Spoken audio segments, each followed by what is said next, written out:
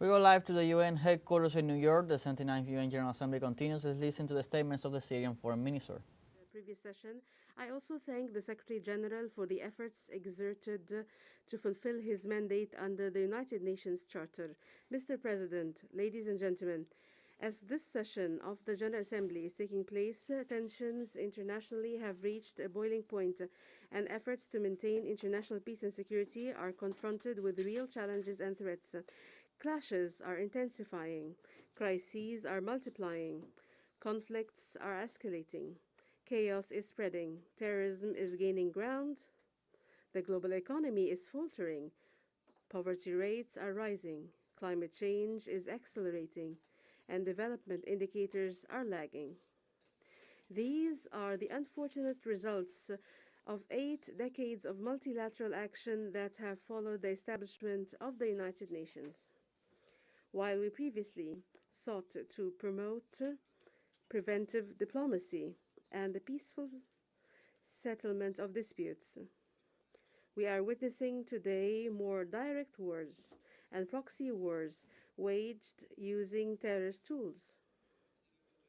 And instead of harnessing scientific advancement for the benefit and well-being of all people, we are witnessing disgraceful use of modern technologies as deadly tools to sow death and destruction. Instead of investing efforts and resources in achieving sustainable development for all, some are flagrantly draining the resources of other countries, stealing from their people, and imposing unilateral coercive measures that impoverish and destroy nations. Mr. President, for more than a decade, Syria has experienced unparalleled suffering. It fell victim to a fierce terrorist war, direct attacks on its territories that continue to this day, a multifaceted and stifling economic blockade and an unprecedented political and media incitement campaigns. Billions of dollars were spent to erode the development progress that Syria has worked over decades to achieve. Billions more were spent to spread chaos and undermine security and stability, and to force millions of Syrians to leave their homes, only to become internally displaced or refugees in other countries. Ladies and gentlemen, nevertheless, rest assured that, despite everything, we have remained faithful to our strong beliefs, our firm positions, and to the choices we made as a nation. Syria never hesitated to protect and defend its people, and never faltered in its war on terrorism. Economic hardships did not prevent us from meeting the needs of our people.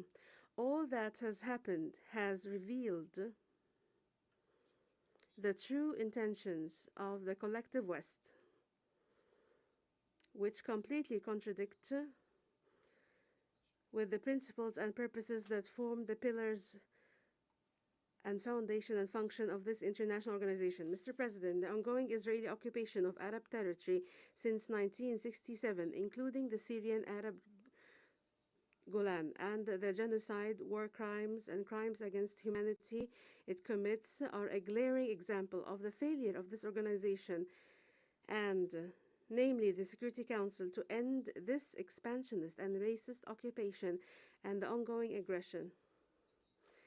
It is a damning proof that the United States has prevented the Council from fulfilling its responsibility to confront threats to international peace and security.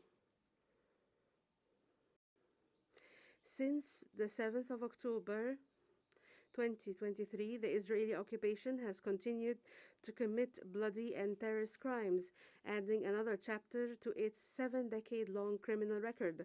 Over the past months, the occupying forces and settler gangs have been carrying out a savage aggression on the Palestinian people and committing a genocide before the eyes of the whole world, which has claimed the lives of more than 42,000 Palestinians, most of whom are children and women. The Syrian Arab Republic strongly condemns the Israeli aggression against the Palestinian people and renew its solidarity with the legitimate struggle to liberate their occupied land and establish their independent state on their entire national territory with Jerusalem as its capital, while ensuring the right of the Palestinian refugees to return to their homeland in line with international law and relevant UN resolutions. Syria also condemns all attempts to liquidate UNRWA and suspend the services it provides to Palestinians on their land and in neighboring countries. We stress the need to hold Israel accountable for its direct targeting of more than 200 personnel working for UNRWA and other UN and humanitarian agencies. In an attempt to cover the failure of its war against the Palestinian people and to escape its internal crisis, the Israeli occupying forces implicate others in their internal crises and distract from the failed war against the Palestinian people. Hence, they have chosen to drag the region into a serious escalation while benefiting from the immunity, impunity, and unlimited support provided by certain countries, in particular the US, in a clear case of hypocrisy and double standards. Israeli forces have scaled up their attacks on countries in the region, including my country, Syria, targeting vital civilian facilities, residential buildings, and even diplomatic premises, resulting in the death of dozens of civilians, significant material damage, and hindering the delivery of humanitarian aid to Syrians. On the 27th of July 2024, Israeli occupying forces committed another heinous crime against our people in the occupied Syrian Golan when they targeted the Syrian town of Majd al-Shams, claiming the lives of 12 Syrian children. The criminal Israeli forces went even further, blaming others for this tragedy and exploiting the death of innocent Syrians for propaganda purposes. The open Israeli aggression has also extended to our brotherly Lebanon. 2 weeks ago, the Israeli occupation authorities committed an unprecedented crime against the Lebanese by using the means of communication as a tool to kill unarmed civilians in a collective manner. A few days ago, the Israeli occupation authorities targeted the southern suburb of Beirut with a treacherous and cowardly aggression, destroying an entire residential block using tons of explosive bombs to assassinate Hezbollah Secretary General Sayyid Hassan Nasrallah, who for more than 3 decades led an honorable Lebanese national resistance against the Israeli occupation. This large-scale Israeli aggression, which is unfettered by any restrictions and limitations, is pushing the region to the brink of a dangerous escalation and confrontation whose consequences cannot be predicted and causing disastrous effects on peace and security, not only in our region, but also beyond it. The Syrian Arab Republic calls on all member states of the United Nations to work towards ending the Israeli aggression against Palestine, Syria, and Lebanon, and hold the occupation authorities accountable for their crimes, as well as prevent impunity.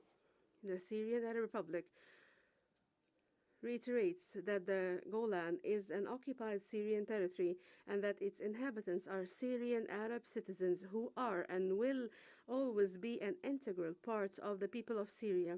They have struggled over decades against the occupation.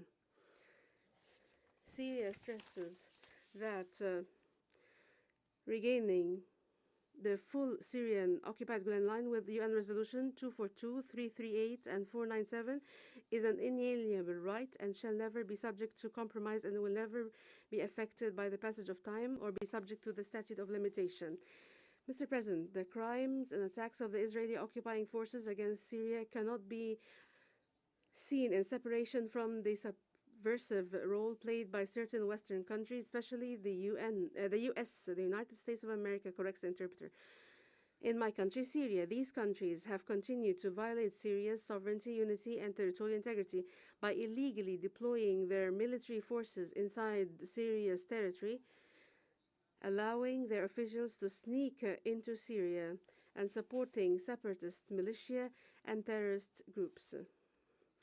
These countries have also worked to exacerbate the humanitarian situation of the Syrian people by depriving them of the benefit of their resources as a result of their systematic looting of Syria's national riches, as well, and by imposing inhumane unilateral coercive measures whose disastrous effects have affected all aspects of the daily lives of Syrians. These measures targeted various vital sectors, most notably the public health sector, energy sector, banks, financial transactions and transfers, transport, as well as the agriculture sector that has been affected by these measures that has led to reduced levels of food security.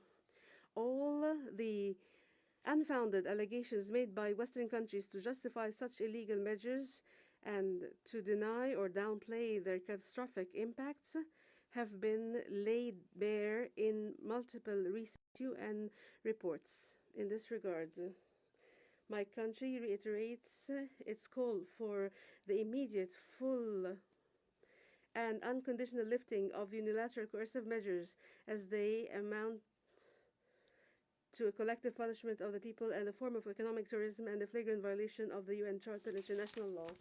Mr. President, since the beginning of the terrorist war on my country, Syria, the Syrian government has responsibly and constructively engaged with all initiatives aimed at preserving Syria's sovereignty, unity, and territorial integrity, protecting its people from terrorism, improving the living conditions of Syrians.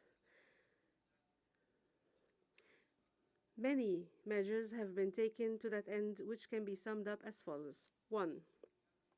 Mobilizing all efforts to eradicate terrorist groups that are enlisted by the Security Council and putting an end to their dark thinking, extremist ideology, practices based on killing, torture, enforced disappearance, restriction of freedom, recruitment of children, discrimination, and violence against women and girls.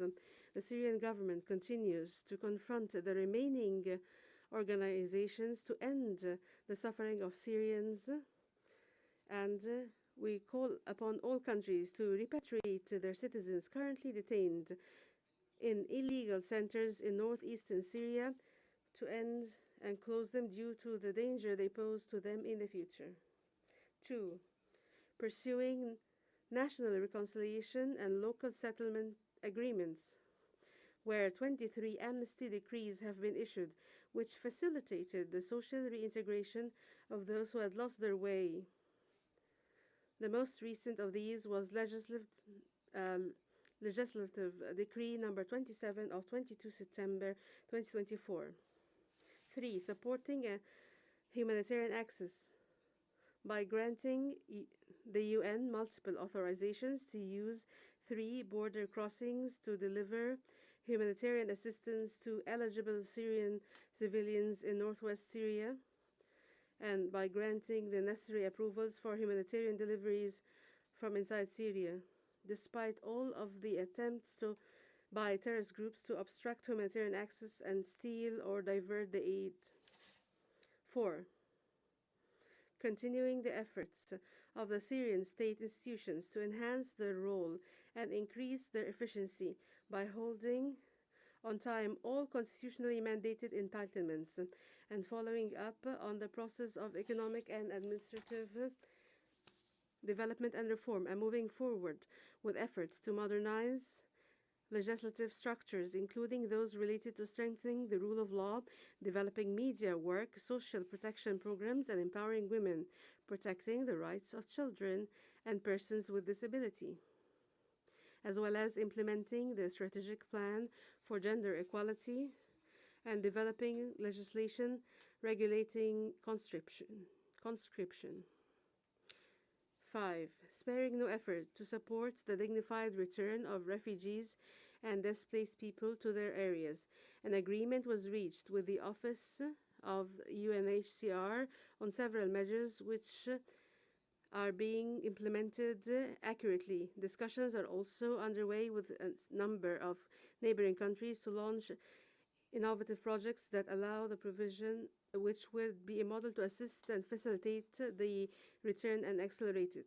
6. Openly engaging with all the efforts and initiatives made at the political level, including we have been taking part in the Astana meetings, which have achieved concrete results. The Syrian government is also in constant contact with the UN Special Envoy for Syria and is cooperating with him in line with his mandated role as a facilitator of a Syrian-led and Syrian-owned political process. 7. Committing to dialogue and diplomacy as a basis to a course for correcting relations with other countries. The Syrian government has positively engaged with the various initiatives put forward in this regard, in line with our firm belief that the interests of countries must be built on sound relations based on specific principles and clear grounds to achieve the desired objectives. In particular, mutual respect for state sovereignty and territorial unity, joint action to address threats to security and stability, and pursuing common interests without interfering in internal affairs. Ladies and gentlemen, as Syria is healing from the wounds of what it's been exposed and subjected to, it looks to the future with a sense of hope and optimism. However, the success of its efforts necessarily requires the collective West to stop politicizing humanitarian work and linking it to political conditionality. Donors need to fulfill their pledges in humanitarian funding and provide sustainable solutions for livelihoods and supporting resilience, including by working to strengthen early recovery projects and the immediate, complete, and unconditional lifting of unilateral coercive measures. Mr. President, Syria reiterates its demand for a Middle East zone free of weapons of mass destruction, in particular nuclear weapons, and to compel Israel to eliminate its arsenal of weapons of mass destruction, join relevant international treaties and conventions, and place its installations under an international monitoring. Syria expresses its support and solidarity with Arab countries, especially those facing challenging circumstances resulting from foreign interference, natural events, or climate change. Syria reiterates its support to the right of the Russian Federation to defend itself and to maintain its national security in response to the West's hostile policies and in rejection of the logic of hegemony and unipolarism. Syria also condemns the attempts to confiscate Russian financial assets. Syria expresses once again its full support to the Islamic Republic of Iran and its legitimate right to defend its national security and the peaceful use of nuclear energy, and we commend Iran's constructive and responsible approach in this regard. Syria renews its support to the One China principle and the stances of the People's Republic of China as it faces external attempts to interfere in its internal affairs and deems it necessary to defend its sovereignty and confront defend its sovereignty. Syria condemns the decades-long U.S. economic embargo on Cuba and rejects the issuance of the infamous list called the country sponsoring terrorism. Syria calls for an end to the U.S. military drills and exercises on the Korean Peninsula as they contribute to raising tensions in this region. My country reiterates its solidarity with Venezuela in the face of the flagrant interference in its internal affairs and the hostile policies against it. Syria calls for the immediate lifting of all unilateral coercive measures imposed by Western countries on Russia, Iran, Venezuela, Belarus, Cuba, Nicaragua, and the DPRK, and Eritrea and others, as well as on my country, Syria. Mr. President, in conclusion, I would like to call on the countries of the world to summon the courage and make the right choice to guarantee a better present and future for present and future generations and save humanity from the scourge of all-out wars looming on the horizon by supporting the establishment of a more just and balanced through the reform of political and financial institutions to end the state of hegemony and unipolarity and better attempts to undermine the Charter of the UN and replace it with a so-called rules-based order. the Syrian Arab Republic, while looking forward to the current session of the General Assembly under your leadership, to be able to fulfill the promise of its theme. We stress that success in translating this theme into a practical reality requires abandoning the policies of hegemony, exclusion, blockade, and collective punishment of peoples, and adhering to the Charter of Organization and respecting international law, multilateral diplomacy, and granting developing countries equal opportunities to advance their societies and achieve well-being, prosperity, and sustainable development for their peoples. I thank you, Mr. President.